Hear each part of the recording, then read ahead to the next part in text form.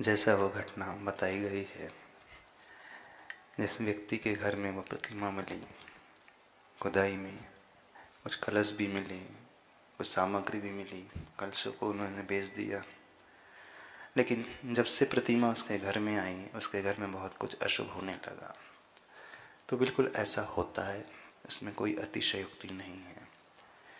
जिन बिंब जो होते हैं वीतरागी प्रभु की प्रतिमा दुनिया में सबसे ज़्यादा एनर्जेटिक होती हैं, ऊर्जा से भरी हुई होती है। उन प्रतिमा की उपासना, उनकी पूजा मात्र मनुष्य ही नहीं करते हैं, देवता लोग भी उन प्रतिमा की उपासना करते हैं। कुछ प्रतिमाएं जो भूरक्षित होती हैं, जमीन में जिनकी रक्षा हो जाती है, इसका अर्थ मान करके चलना, वो ऐसे ही नहीं बचा पाई अपने आप को। उनको बचाने वाले कुछ ऐसी दिव्य शक्तियाँ होती हैं, उनकी रक्षा करती हैं।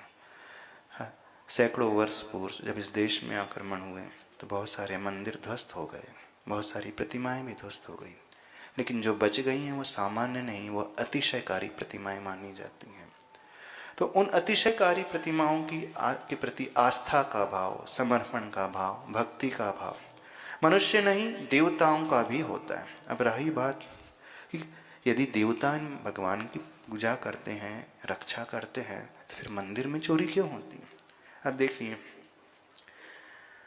कुछ प्रतिमा के प्रति आकर्षण बहुत अधिक होता है। देवता वे लोग बनते हैं जो पूर्वों में मनुष्य आदि होते हैं, उसी क्षेत्र आदि में रहने वाले, उनका विशेष आस्था का केंद्र पर्टिकुलर जिनालय से हो जाता है, पर्टिकुलर मंदिर विशेष से, प्रतिमा विशेष से हो जाता है।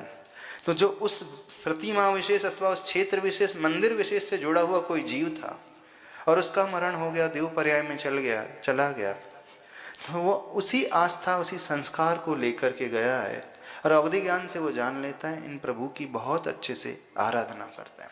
एक तो सबसे बड़ा फैक्टर, एक रीज़न जो होता है वो।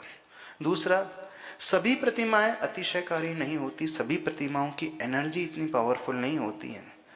कुछ ही प्रतिमाओं की एनर्जी इतनी पावरफुल इसलिए होती है क्योंकि जिस मटेरियल से वो प्रतिमा बनाई है, मटेरियल की भी अपनी एक एनर्जी होती है। दूसरा, जिन गुरुओं ने, जिन आचार्यों ने उस प्रतिमा में सूर्य मंत्र दिए हैं, वे गुरु जितने प्रभावशाली, साधना करने वाले, सिद्धि आदि को रखने वाले हैं, तो उनके द्वारा दिया हुआ सूर्य मंत्र उस प्रतिमा में अतिशय को कई गुना बढ़ा देता।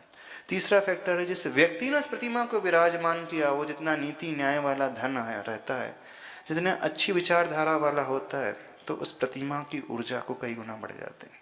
चौथा फैक्टर होता है, उस प्रतिमा को पूजने वाले जितने अधिक लोग होते हैं, तो उस प्रतिमा की ऊर्जा और बढ़ जाती है।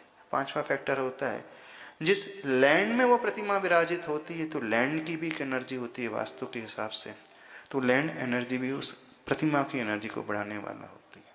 छठवां एक फैक्टर होता है, यदि जहाँ वो प्रतिमा विराजित होती है वो एरिया पूरे वास्तु के अनुरूप कंस्ट्रक्ट है, तो वो एनर्जी को भी कई गुना बढ़ा देता है। ऐसे 5-6 रीजन जो होते हैं प्रतिमा के भीतर ऊर्जा और अतिशय को प्रकट कर देते हैं। तो जो घटना घटी थी जारा में, वो सामान्य प्रतिमा नहीं थी, मान करके चलना वो विशेष प्रतिमा थी।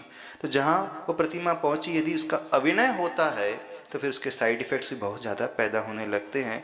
वे देवता लोग जो उनकी रक्षा करते हैं, पूजते हैं, वो रुष्ट हो जाते हैं और वो अपनी उस शक्ति के माध्यम से उस प्रभाव को दिखलाते हैं और उसी के प्रभाव के कारण ऐसी ऐसी घटना सुनने को मिलती हैं। इस प्रकार के स्वप्न आदि के माध्यम से कुछ अप्रत्याशित सी घटना दिखने वाली घटित हो जाती हैं, तो वो संकेत देती हैं कि इस अशुद्धि को, इस अभिनय के भाव को दूर किया जाए। और जैसे ही अभिनय और अशुद्धि के भाव को दूर किया जाता है तो संतुष्ट हो जाते हैं और वहाँ पे फिर और अतिशय प्रकट होने लगते हैं। वो बहुत अच्छे से भक्ति भाव से भर करके प्रभु की पूजा करने लगते हैं।